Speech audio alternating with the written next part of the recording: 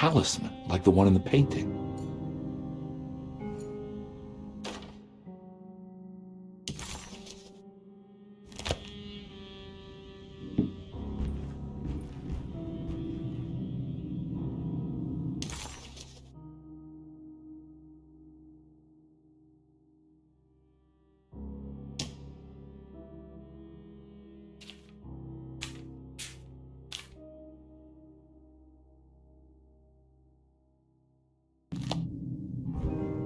I think it's meant for the talisman.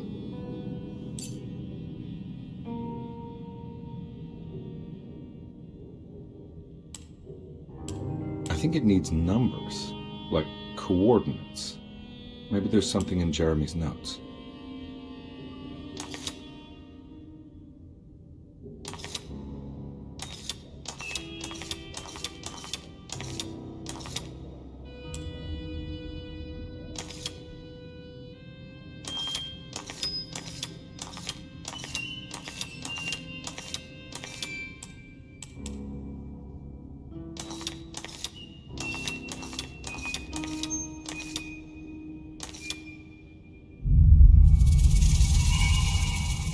It's showing something. A place? Where is that?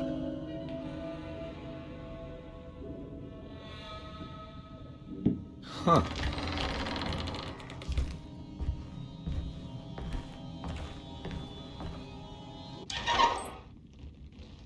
Detective, I was wondering when you were going to show up. Mrs. Thompson told me you were here. I understand you are working for Jeremy Hartwood's niece. Yeah, I guess so. I mean, you're not wrong. We came here for her uncle. I didn't expect this. You are Dr. Gray, right? That's right. You don't happen to have some identification, Detective. I'm not keen on having strangers prying into my business. Oh, Detective Edward Carnby, Decatur Street, New Orleans. Enjoying the Vieux Carré, Detective? Those old French quarters, the voodoo people, the gangsters. I'm sure you live an exciting life. Well, it's not quite like the stories, Doc. Just trying to make a living. Aren't we all making a living? Well, welcome to Derceto, Detective. I hope your time here will be useful. Now, what can I do for you? Why don't you tell me where I can find Jeremy Hartwood? Why wouldn't that make for a short visit? I wish I could tell you, but I'm afraid I don't know. A drink, Detective? Anything brandy. Oh, you do belong in the French quarters, Detective. Armagnac or cognac? You know, just give me the cheap stuff. I'm not much of a connoisseur. Having low standards is not a virtue, Detective. Let me see if I can broaden your perspective. What can you tell me about Jeremy? I wouldn't want to go into details about his condition. Doctor-patient confidentiality. I'm sure you understand. Sure, but he is crazy, and he's gone missing. Why? Here, try this.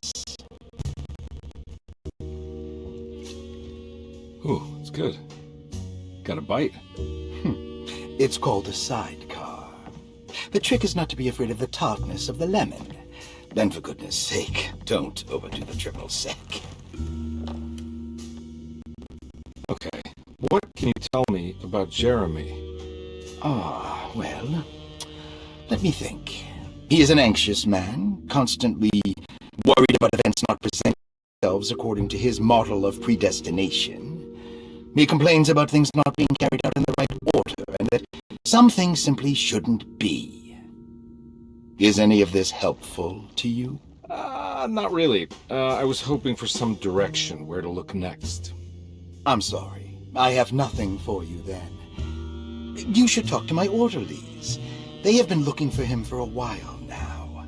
I'm sure they would appreciate your help. Yeah, I ran into Batiste earlier. Come to think of it, he might have given me a lead. Oh, excellent. So your investigation is already underway. I'm gonna go, but I'm sure we'll meet again. Looking forward to it. Safe returns.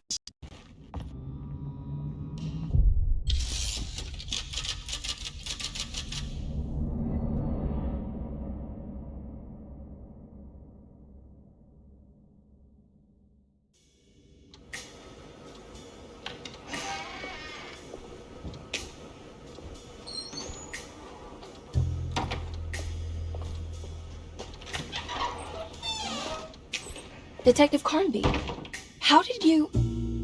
where did you go? I was just talking to Dr. Gray. You disappeared. No, it's not what you think. Have you found anything strange going on here? Yes. Everyone is being incredibly evasive and I can't figure out why. No, I mean something you can't explain. Paranormal, even. Detective, I really need you to get yourself together. I can't do this alone. Forget it. I'll figure it out.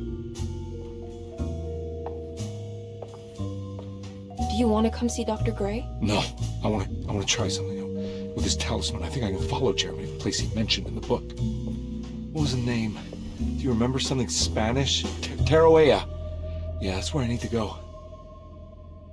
Detective, are you gonna be all right? Yeah, of course. Go talk to Dr. Gray. We'll rendezvous later.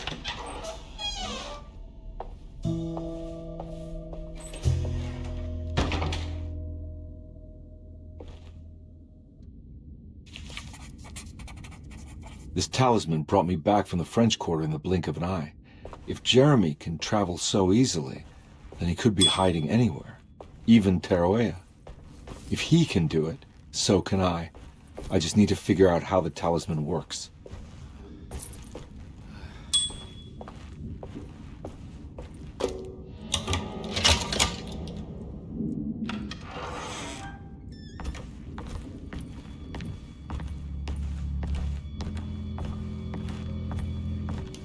I need the key.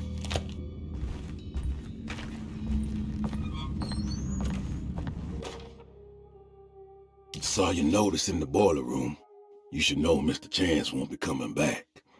I got no business being in there myself, but you can take a valve from the wine cellar if you want to try to stop the steam pouring out. Be careful.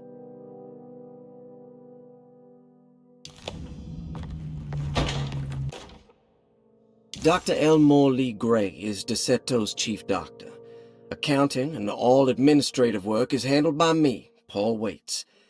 Magdalena Thompson, or Mags, is responsible for the household. Jean-Baptiste and Charlotte Tabois are responsible for keeping the guests' medical regimens in check. Finally, Jack Chance is our gardener, who can occasionally be seen in the conservatory, but is for the most part busy outside. There are currently 6 guests at Derceto. Malcolm McCarthy and Ruth Tallant reside on the first floor.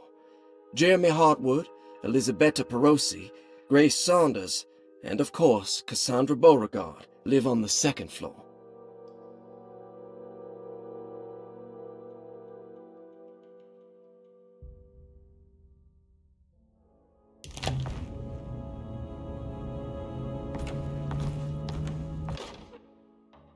Paul, you're right about the plates on the boiler and the clock. They have been sabotaged, and I think I know who did it. They have something to do with Jeremy's episodes and how he seems to disappear at night. Right now, it's important that you keep an eye out for any of the pieces. I want to find out if I can repair the plates. Let me know if you find any of them. Lottie. Tell Lottie to take a look at the well in the kitchen garden.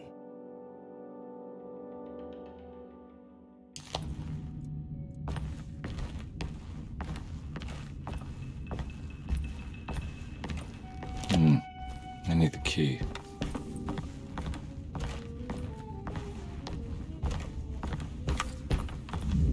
There's no way I can get into this thing. Better leave it alone.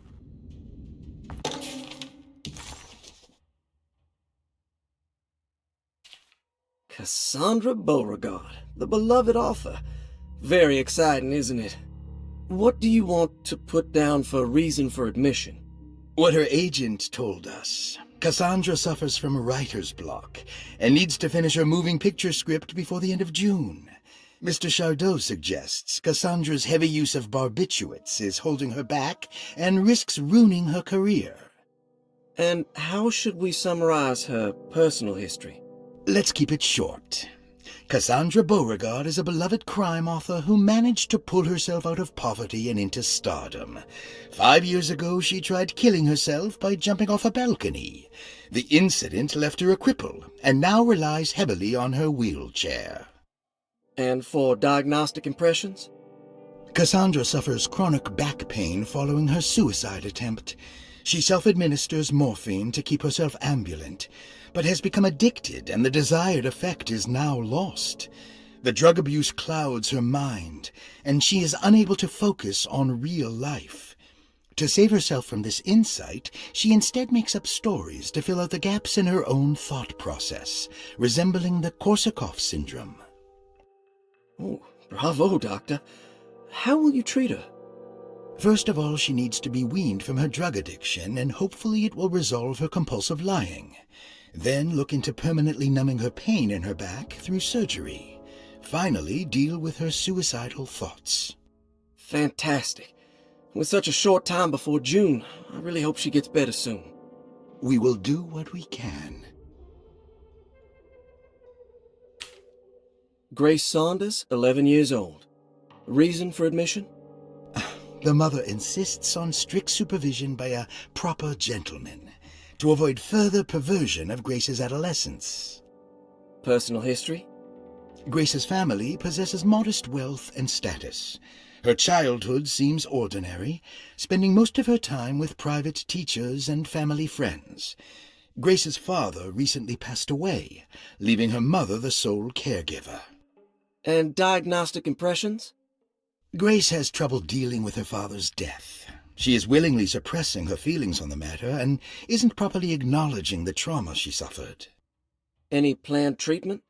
Grace needs nothing out of the ordinary. She simply needs parental guidance. Eventually, we can work on her feelings toward her father. Thank you, Doctor. I'll finish the paperwork and get her installed. Malcolm McCarthy, 54 years of age. Reason for admission? McCarthy admitted himself to Derceto, stating simply that he needs some damn rest. And personal history? McCarthy claims he used to work as a lawyer in Baton Rouge, but says he can't go into details because of some legal dispute. His background remains largely a mystery, except for the occasional clue that he drops in conversation. Huh. And diagnostic impressions? McCarthy is an anxious man and an alcoholic.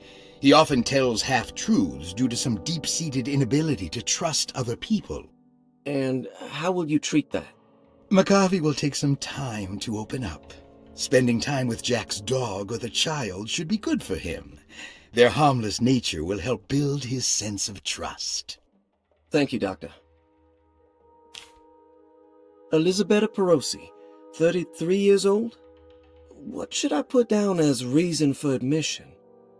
Well, Perosi broke into Derceto and was found wandering the grand parlor. She was confused and suffered partial amnesia. She insisted she belonged here and offered to pay for her stay. Right. What do you make of her story? Perosi claims to have been a member of the Astarte artist colony some 20 years ago, a claim that seems contrafactual due to her young age. She looks to be and even thinks she is 33 years of age. That would make her a child at the time. It seems fair to say that Perosi's story is untrue, deliberately so or not. Diagnostic impressions? Do you have anything?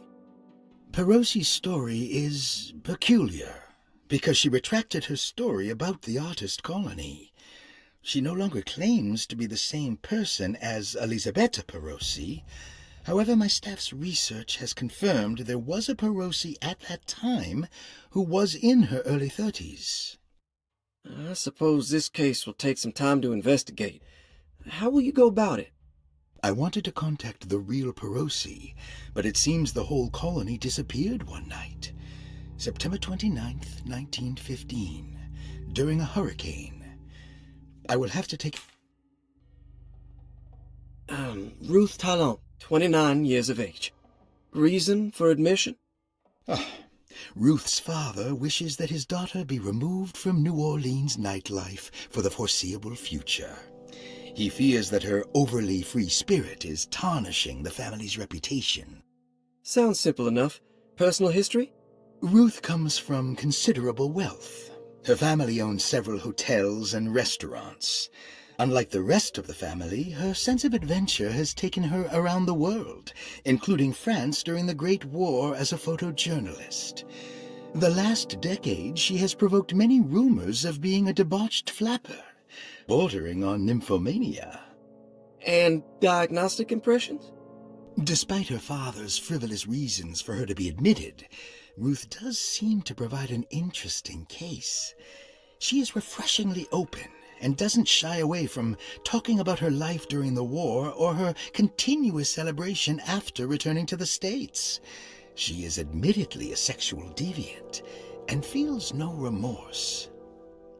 And her treatment plan? Simply staying at Derceto should do wonders for Ruth.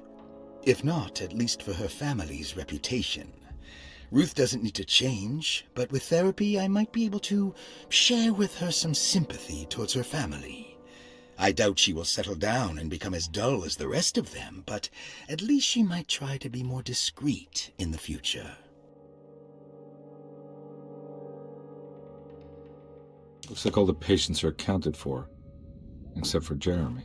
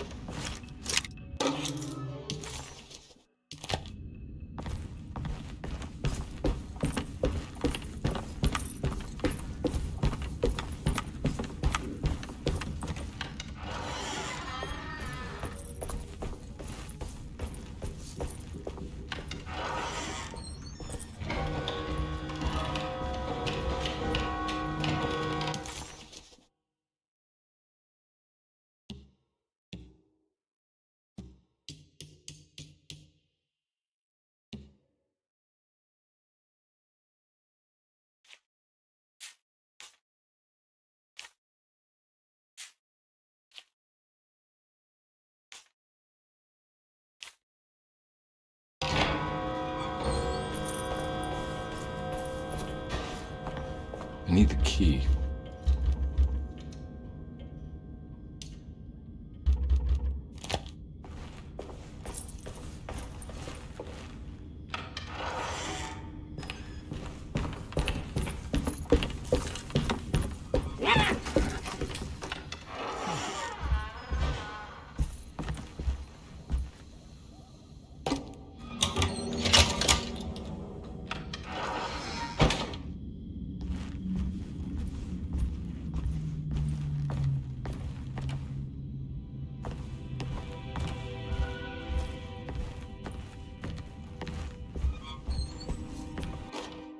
Lost Plantations of Louisiana, Thierry Bricklow, 1917.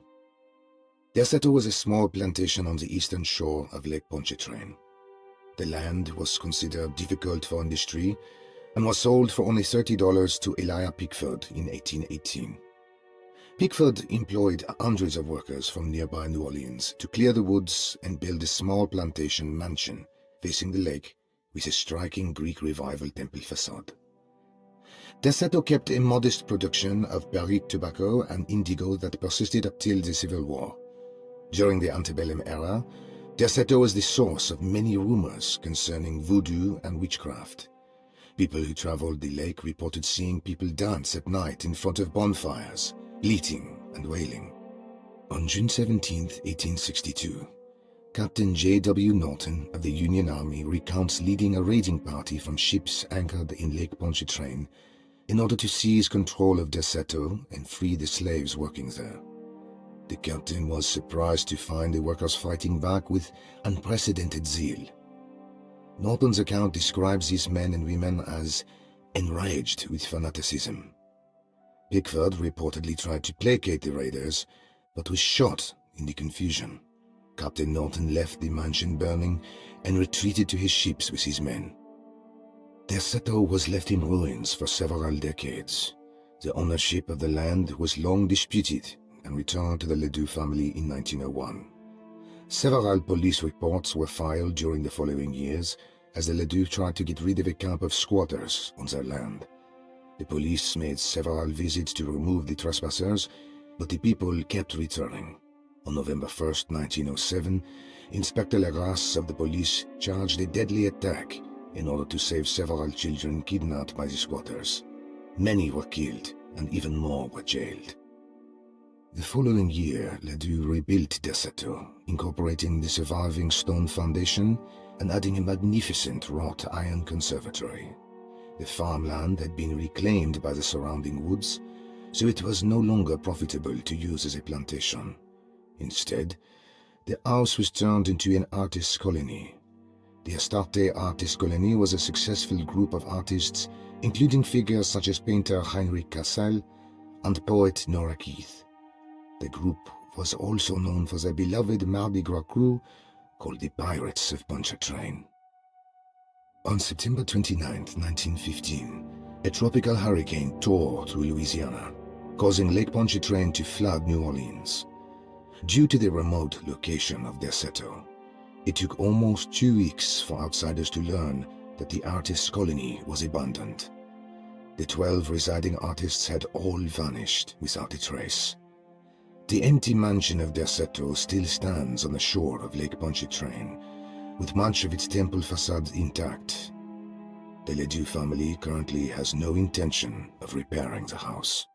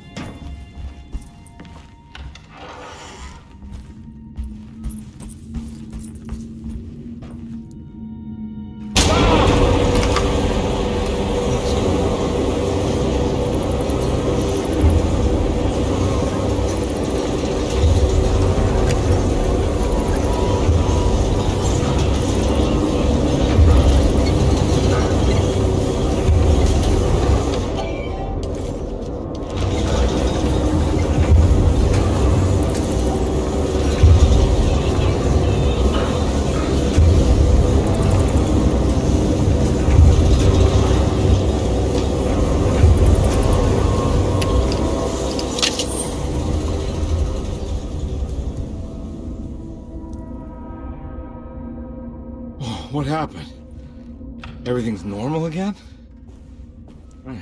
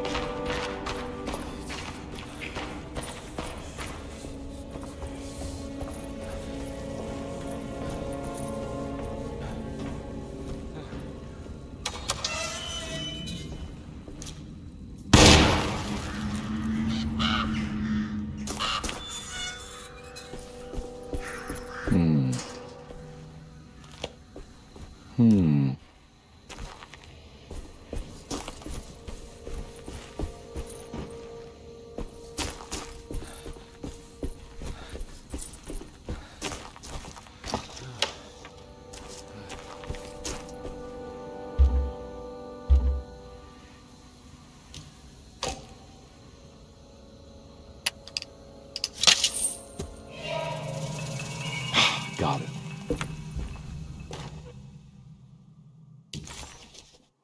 Nice.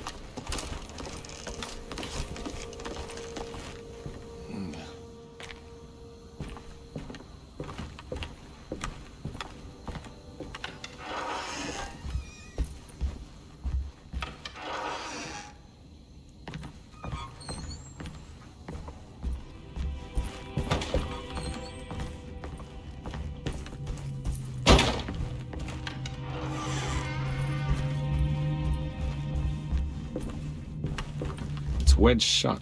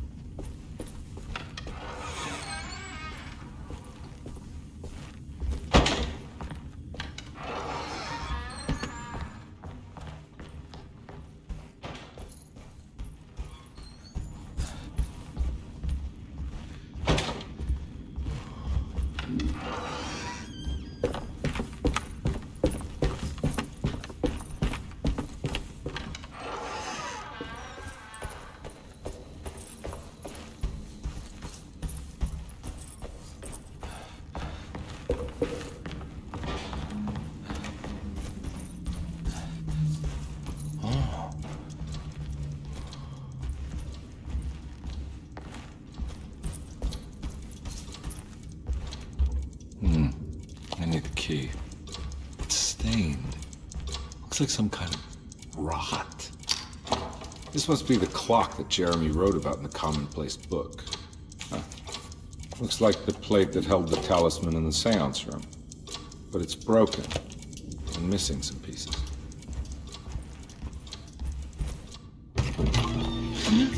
Yeah, sorry, Detective. Didn't mean to obstruct justice or anything. It's fine. You know, I'm kind of busy with my own case of a missing person. I was wondering if you've seen Grace, a girl about yay high? Can't say that I have. Why are you asking?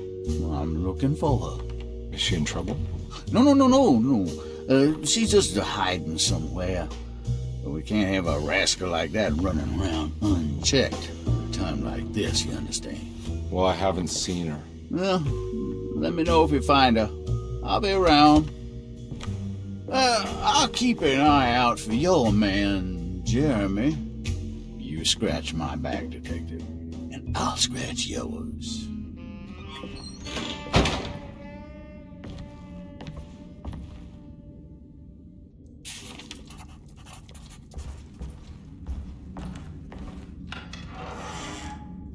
Looks like everything's back to normal here.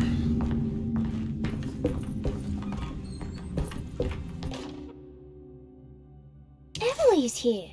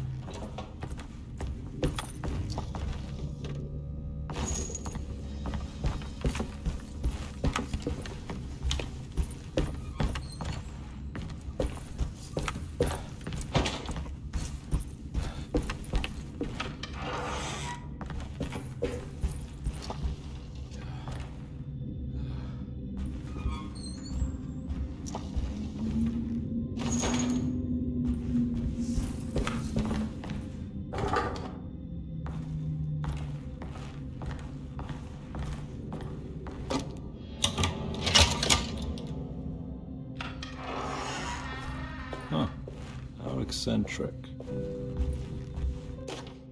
I did it! I crossed the thresholds to my intended destination without a focusing device. My talisman now knows these roads, and I have no need for the plates. I can find my way to Lafayette as easy as I find my own room. I visited the grave of my father and seen the oven waiting for me. Thank you for opening these doors. I now must summon my courage and go back to that hateful mound outside the oil rig. I hope you'll be feeling better when I return. Jeremy.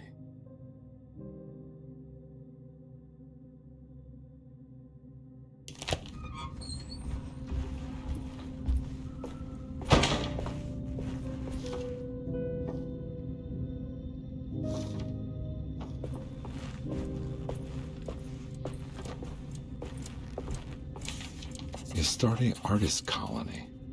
I remember hearing about their disappearance. Must have been 15 years or more now. Will I need to remember how to get them out again? They are locked up for good reason. I am sure she is still able to whisper the answer in the ears of the wrong people. But not for long. I will see her burned soon enough. That black goat will be sacrificed to put an end to it all. Then it will all be over. No more Derceto, and sadly, no Astarte. Those good pirates of Pontchartrain. May you still sail the lake, until you find the shores of Hali.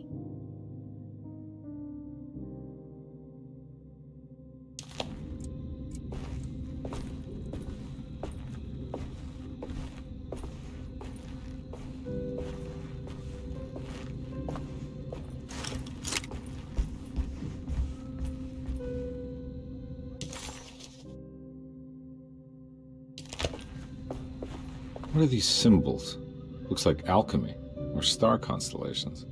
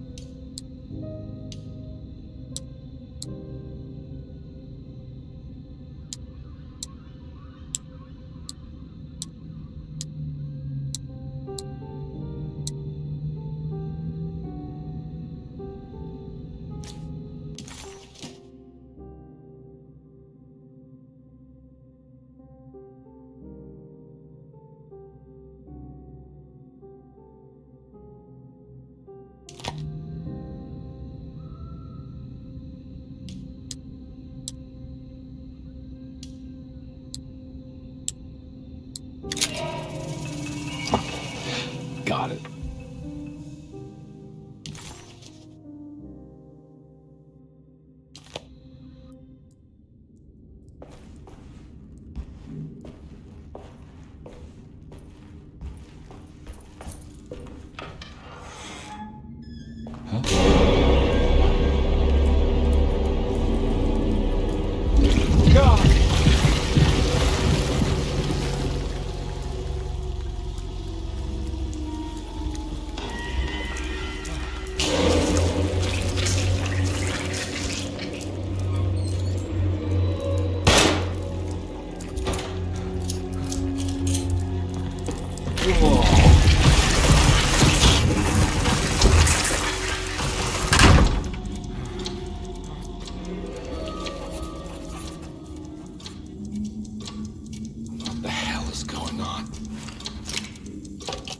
I think I've seen this somewhere.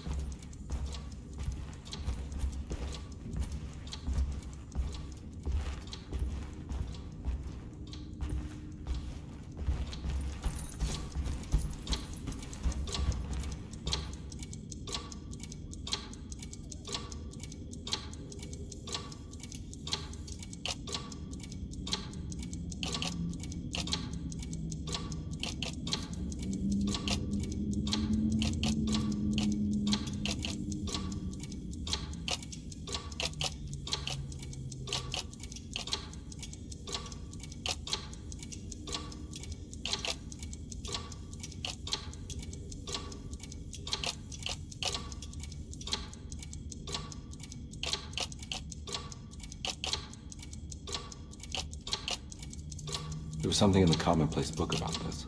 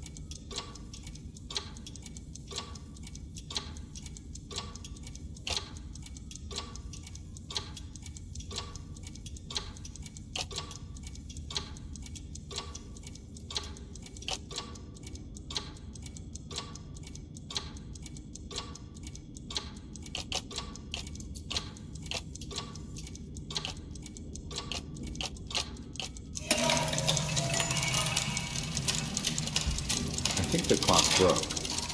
Or maybe it just stopped at a very precise place.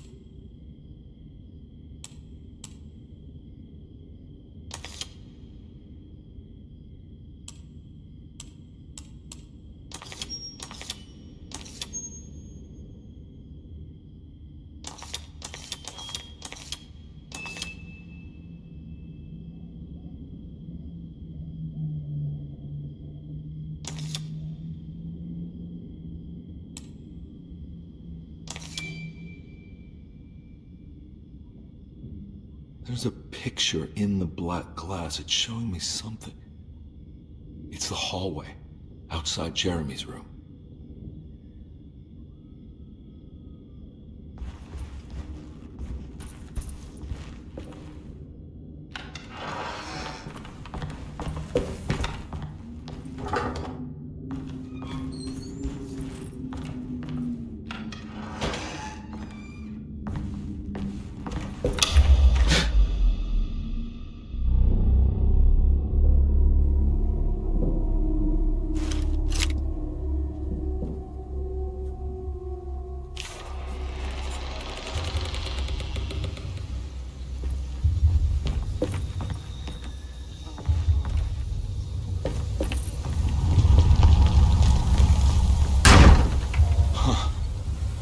Made it. I entered another one of Jeremy's memories.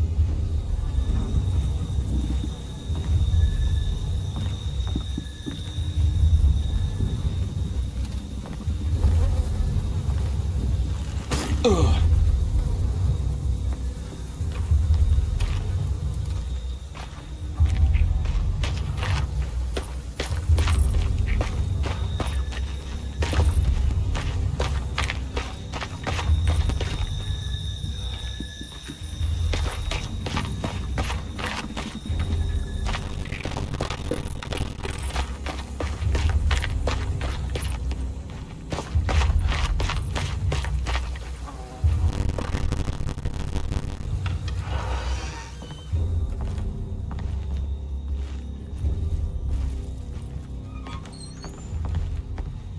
May 1923.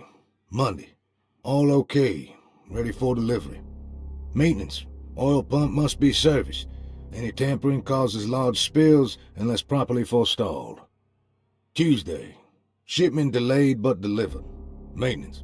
Service bridge close to broken. Wednesday. Prospectors reluctantly agreed to show the burial mound to Mr. Hartwood, a painter, who read about our finds in the papers. He means to return tomorrow and try to find a way inside. Thursday. Mr. Hartwood's efforts delayed. Workers seem nervous about his presence. Hartwood promised not to return to the compound. Instead, he has taken up an offer by l'officier, the riverboat captain, who means to pilot him to the site tomorrow morning. Hopefully that's the end, and work can resume. Maintenance.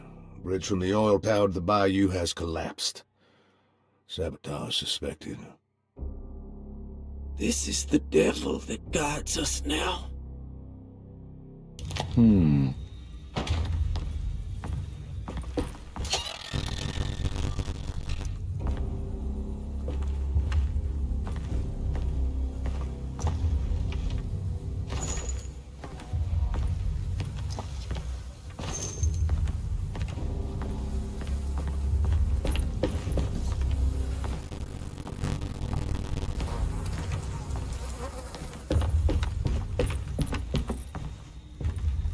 I need the key.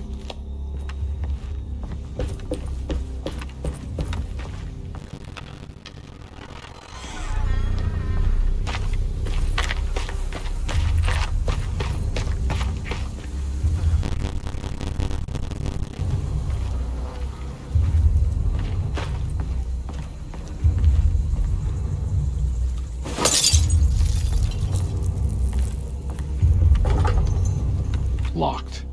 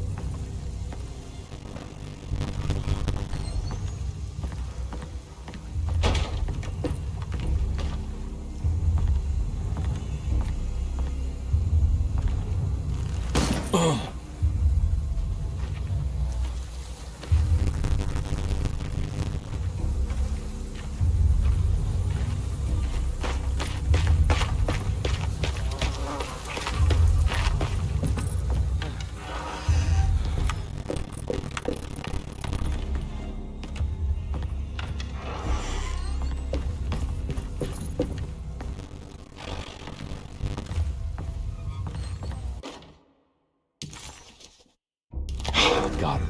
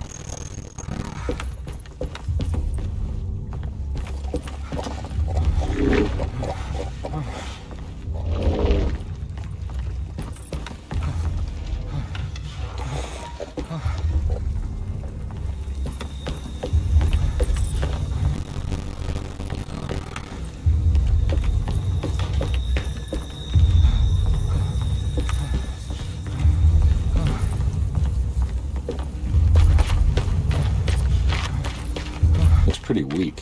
I just need something to break it.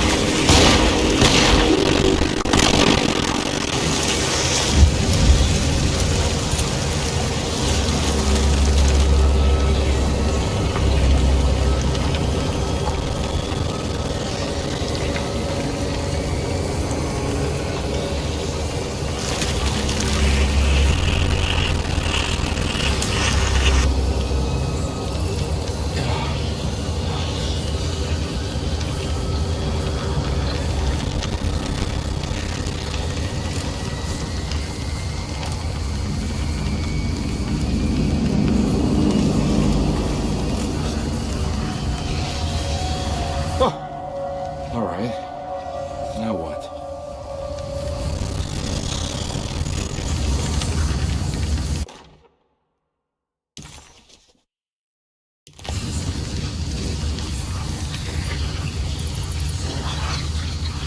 Yeah, come on, Carnby. Wouldn't you rather fall to your death than go up in flames?